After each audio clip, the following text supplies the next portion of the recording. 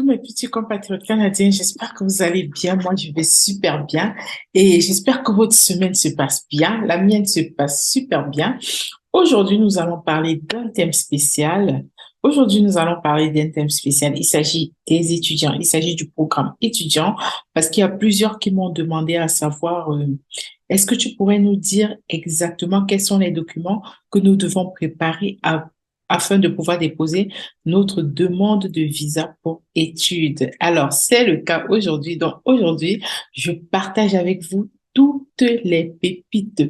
Mais avant ça, je voulais annoncer qu'aujourd'hui, à 13h15 heure GMT par Zoom, nous avons un atelier spécial recherche d'emploi. Il va s'agir de vous donner tous les petits secrets, comment bien faire son CV et sa lettre de motivation selon le modèle canadien, comment chercher du travail depuis l'extérieur au Canada et également comment se préparer pour les entrevues d'embauche. Vraiment, ne ratez pas cette session parce qu'elle va être spéciale. Alors, aujourd'hui, je vais parler du programme de permis d'études. Qu'est-ce qu'il faut préparer afin de faire ça? Qu'est-ce qu'il faut préparer afin de faire sa demande de permis d'études? Et la majorité me demandait comment est-ce qu'on fait une lettre d'explication? Parce que vous devez faire également une lettre d'explication. Souvent, le manque de lettre d'explication peut être une raison de refus. Il y a aussi, bien sûr, les preuves financières. Donc, alors, bienvenue sur cette chaîne Mon Rêve Canadien. Moi, c'est Alice Dikwika. Je suis là pour vous aider. Et merci de vous abonner. OK, allez-y, abonnez-vous rapidement, activez la cloche de notification, likez et partagez massivement. Faites agrandir la communauté. Et comme d'hab, je vais partager mon écran avec vous. Mais avant de partager mon écran avec vous, je vais vous rappeler quelque chose. On y va. Alors, comment est-ce que vous pouvez réussir votre demande de permis d'études? Ce n'est pas compliqué de faire une demande de permis d'études. C'est pas compliqué du tout. Par contre, il y a tout un tas de travail à faire. Donc, pour les étudiants, ce que je voulais dire, c'est qu'il y a généralement au Canada deux sessions. Il y a ce qu'on appelle la session d'automne, la session d'hiver. Alors, pour la session d'automne, qui commence, je crois, en septembre, vous devez déposer vos dossiers avant le 1er juillet. Et pour la session d'hiver, vous devez le faire avant le 1er novembre. C'est très important parce que pour le Cameroun, par exemple, je sais quand on dépose une demande de permis d'études, on doit attendre douze semaines. Donc, à savoir que 12 semaines, c'est 3 mois. Donc, vous avez juillet, août, septembre. Vous devez même le faire avant. C'est vrai, vous déposez votre demande comme là actuellement pour les sessions d'automne. Je crois, dès avril, ce sera déjà ouvert, donc vous pouvez déjà faire votre demande, donc vous pouvez déjà postuler dans une université pour demander une admission dans une université. Mais comme je dis, si vous voulez venir au Canada pour la session d'automne, c'est très important de déposer votre visa, demande de visa avant le 1er juillet, sachant que vous avez 3 mois. Ils proposent d'étudier vos dossiers pendant 3 mois. Donc, ils étudient les dossiers au moins pendant 3 mois. Et moi, je dirais, allez-y, faites un peu plus tôt que 3 mois parce qu'on ne sait jamais s'il y a des choses qu'on a oubliées et ainsi de suite. Comme moi, j'ai fait la demande de permis d'études de quelqu'un et pour la biométrie, il a fallu qu'on repousse son rendez-vous. Donc, vous voyez un peu, du coup, c'est mieux que vous vous y preniez un peu plus tôt que 3 mois. Maintenant, quels sont les dossiers, les documents que vous devez fournir? Ça, c'est très important. Donc, après avoir respecté le deadline, prenez-vous, allez-y un peu plus tôt, rassemblez les documents. Donc, vous devez donner autant de preuves que possible. Fournir vraiment les documents nécessaires. Et moi, je le répète toujours, je préfère donner plus de documents que moins de documents. Alors, vous devez déjà consulter les directives du bureau de visa de votre région, de votre pays. Par exemple, le Cameroun, je sais, c'est le Sénégal. Ils ont une fiche. Et ensuite, vous devez joindre une lettre de motivation, mais moi, j'appelle ça la lettre d'explication. Je vais en parler vers la fin de la vidéo. Prouver une capacité financière suffisante pour faire ses études au Canada. Et ça encore, moi, je le dis toujours aux gens, Un garant financier, ça peut aller, mais deux, trois garants, ce serait mieux. Il y a quelqu'un qui m'a demandé, c'est quoi le maximum? Bon, moi, je ne connais pas le maximum, mais moi, je fais avec trois garants maximum. C'est très important. Et pourquoi est-ce qu'on veut autant de garants? Parce que les études, ça coûte tellement cher au Canada. Et je l'ai dit la dernière fois, le moins cher, c'est dans les 10 000. Mais jusqu'ici, la moyenne des prix que j'ai vu, c'était 23 000 $ pour les deux sessions. À savoir que 23 000 $, c'est quelque chose comme, c'est pas 13 millions, 15 millions, bon, disons 13 à 15 millions. Ça, c'est la moyenne. Alors, quand vous donnez des preuves financières, le gouvernement veut s'assurer que la personne qui va vous prendre en charge sera capable de payer vos études après avoir payé la première année. Et puis, vous devez démontrer que vous avez les fonds requis pour la première année de vos études. Les fonds requis, généralement, pour les étudiants, je crois pour les étudiants à l'extérieur du Québec, vous avez l'étudiant, il doit avoir comme ressources environ 10 000 $, à savoir qu'il va dépenser 833 $ par mois. Et un membre de la famille qui vient avec lui, voilà ce qu'il doit ajouter. Et je vais en profiter pour rappeler un petit secret. Il y a des étudiants qui ne savent pas qu'ils peuvent venir avec leur épouse ou époux et avec des enfants également. Vous avez le droit. Parce que quand j'ai rempli ça, le formulaire de l'étudiant, on a demandé est-ce qu'une femme l'accompagne, est-ce que des enfants, et ainsi de suite. Vous avez le droit. Toutefois, vous devez donner des preuves financières. Parce que si pour vous, vous avez mis 10 000, vous avez une épouse, ça va être 14 000, et vous avez un enfant, ça va être 17 000. Pour l'extérieur du Canada, donc l'Ontario, la Colombie-Britannique. Par contre, au Québec, ce qu'il dit, c'est que pour une seule personne, une personne de moins de 18 ans, c'est 6 500. Et pour une personne de 18 ans ou plus, c'est 13 000. Ça, c'est les ressources financières requises par année pour le Québec. Après avoir payé l'école, là, c'est ce que vous devez prouver. Et on va retourner dans notre liste. Donc là, c'est pour les preuves financières. Et ensuite, vous devez fournir une page de sommaire de tous les documents que vous avez avec vous. Numérotez les pages, c'est très important. Moi, je dirais numéroter, même écrivez votre nom en bas si une page se perdait. Et n'oubliez pas également, vous devez passer des examens médicaux. Tout le monde doit le faire. Vous allez faire la biométrie. Grâce à la lettre, vous allez convaincre déjà l'immigration, mais vous allez également convaincre peut-être le douanier lorsque vous allez passer, parce qu'il y a le douanier lorsque vous arrivez, quand vous avez obtenu votre visa, il y a également le douanier.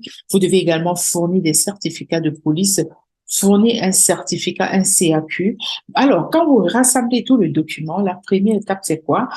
Bon, on va dire la deuxième étape, après que vous ayez obtenu l'admission de l'université et payé votre session, vous allez, avec ces documents-là, faire une demande de CAQ. Généralement, la demande de CAQ, ça va durer comme, disons, maximum une semaine, hein, maximum, mais ça, ils répondent rapidement. Et ça, c'est pour les gens du Québec. Quand vous allez étudier au Québec, et c'est grâce à ces demandes de CAQ que vous allez aller sur le compte vous allez aller maintenant sur le compte du Canada même, parce que quand vous faites le CAQ, vous le faites depuis le site du Québec et ensuite sur Arima. Donc, vous avez le CAQ sur le site du Québec, vous obtenez un numéro, vous continuez sur Arima.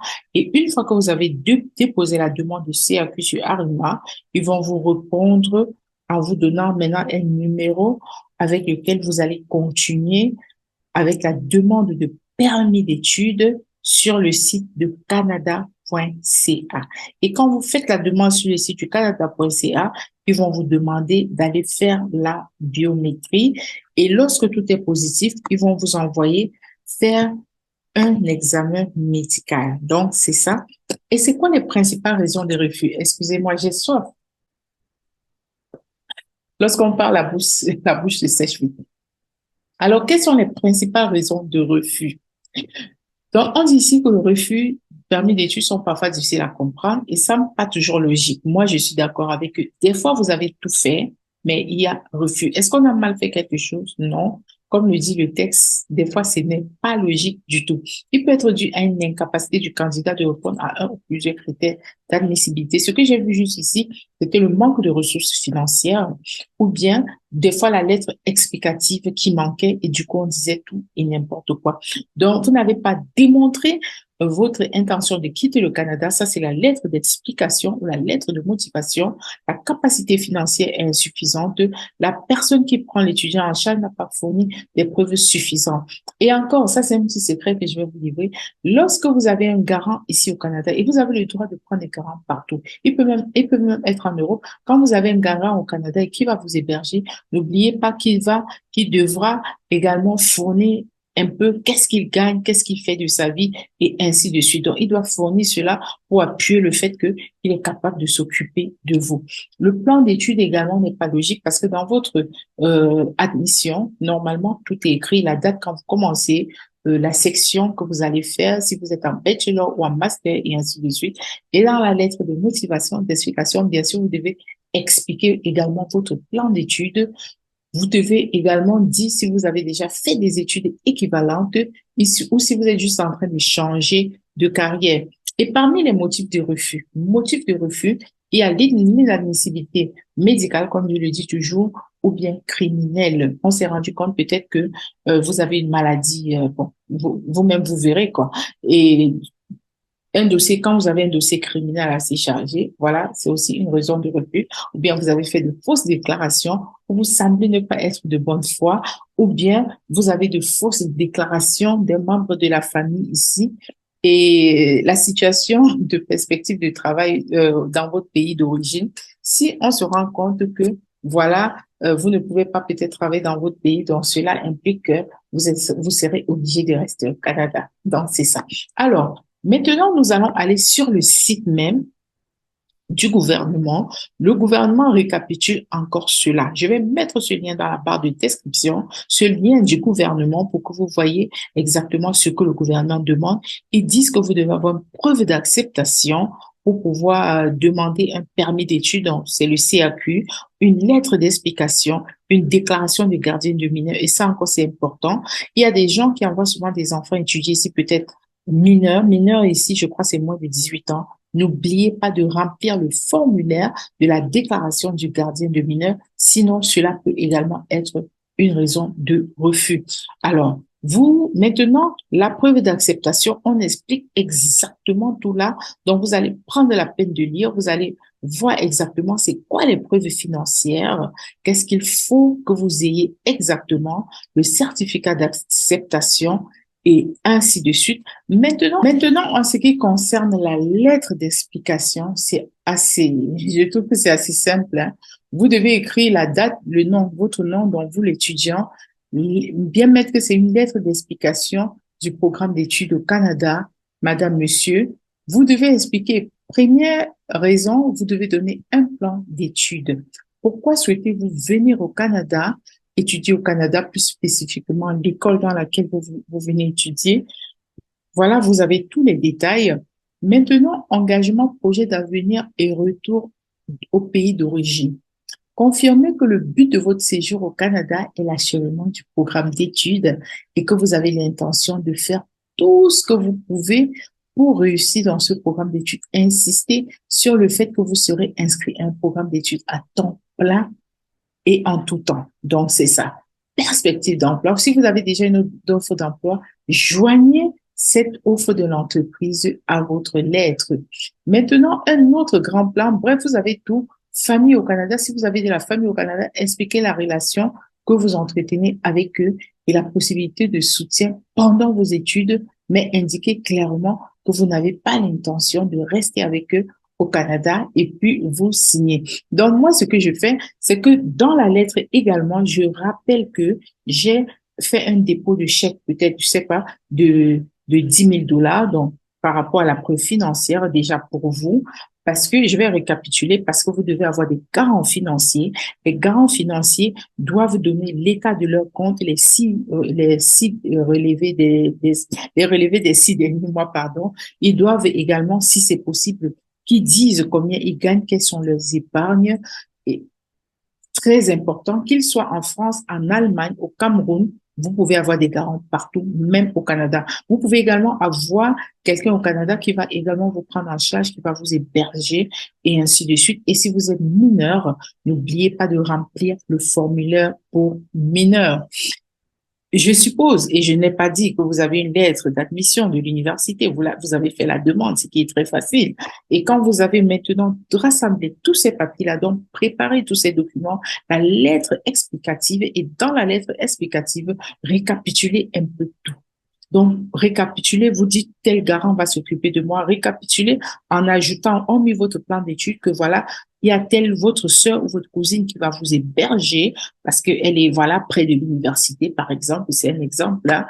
Et puis maintenant, vous rappelez également que voilà, vous avez fait telle étude, vous avez commencé votre bachelor, par exemple, en chimie industrielle au Cameroun et que vous comptez faire un master ici parce que au Canada, les études ont une très bonne réputation et cela vous permettrait de vous sentir bien à l'aise de retourner et de travailler dans votre pays parce que cela va vous donner, je ne sais pas, un autre statut et ainsi de suite. Et donner même peut-être deux, même si une compagnie ne vous a pas encore embauché, donnez le nom de deux ou trois compagnies qui pourraient vous embaucher une fois de retour dans votre pays. Donc, en gros, c'était ça que je voulais partager avec vous. Donc, je vais mettre le lien de gouvernement dans la barre de description et certains détails avec le temps, je vais les mettre sur la chaîne Facebook. Donc, nous avons une page et un groupe Facebook. Et ce que je voulais rappeler, c'est que le programme d'études, de permis d'études, de demande de permis d'études ou d'autres, ou tout autre permis, ça prend énormément de temps. Et c'est pourquoi je préfère organiser vraiment ceci en atelier. Ça va se passer environ en 3 sessions. Comment faire la demande de permis d'études depuis l'extérieur au Canada, que ce soit pour la province de l'Ontario, du Québec, bref, quelle que soit la partie dans laquelle vous allez étudier au Canada. Je programme pour le mercredi prochain. Donc, aujourd'hui, c'est mercredi, je crois que c'est le 30. Donc, on va dire mercredi, laissez-moi regarder rapidement. Je crois que c'est mercredi le 7 décembre. Donc, mercredi le 6 ou le 7 décembre, même heure, 13h15 heure GMT, nous allons lancer un atelier pour apprendre, que j'apprenne aux gens à faire, à rassembler les documents et faire la demande de permis d'études pour le Canada sans faute, sans faute, sans faute, OK? Donc, on va également faire ensemble, écrire ensemble la lettre explicative, quelque chose qui est très important. J'aime écrire les lettres explicatives et je le fais très bien. Donc, pour ceux qui sont intéressés, contactez-moi par Telegram et puis nous allons faire tout cela pendant 3 ou peut-être 4 ateliers, se préparer à rassembler les documents, faire sa demande de permis d'études, que vous soyez prêt pour étudier au Québec ou hors du Québec. Nous allons faire tout cela ensemble. Je vais vous accompagner et je vais vous livrer tous les petits secrets. OK? Alors, à nous revoir dans la prochaine édition. Je vous aime très, très fort. Passez une très bonne journée là où vous vous trouvez. Voilà comment vous pouvez vous abonner facilement. Lorsque vous ouvrez la page, vous avez ici le bouton s'abonner. OK? Alors, vous allez cliquer juste sur s'abonner. Quand vous allez cliquer sur s'abonner, n'oubliez pas, vous avez une cloche là. Cliquez sur la cloche et puis maintenant, venir cocher toutes. Vous avez coché toutes. Likez la vidéo, le pouce vers le haut. Et puis maintenant, cliquez sur le bouton partager pour partager partout sur Facebook, sur WhatsApp, sur Twitter,